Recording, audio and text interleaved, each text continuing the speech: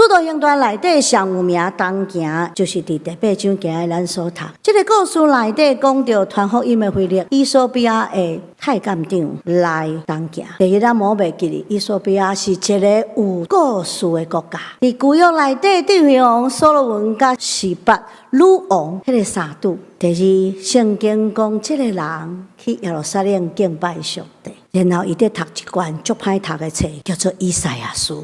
這段故事引出一個足關鍵，就是傳福音的腓力，伊受呼召就順服來東行。這是一個意外的路程，聖是因帶腓力行入去曠野的路，這是一個已經荒廢的路程。在這個路程，伊順服無顧風險，伊就安尼行一條上帝愛伊行的路。以索比亞的太監長，上帝讓這個人的心準備好，足較無明白真理，但是讀無，所以伊就主動邀請腓力上伊的車來解說聖經。然後這個太監長就安尼來信主受洗，才做上帝的兒子。腓力完成伊的任務，主就甲伊帶走啊。太監長就一個人繼續伊的旅程，心內歡喜。對這段聖經，咱得到怎樣的啟發？傳福音的是咱唔好傷急，咱愛足認真上帝所交託咱，咱愛專心佇這段路內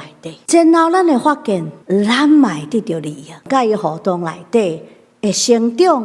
會擴展。第二，咱來知迄個溫柔安靜的陪伴，就是上帝同在的記號。咱甲人相同行陪伴內底，主迄個看袂到的陪伴，嘛佇咱的中間。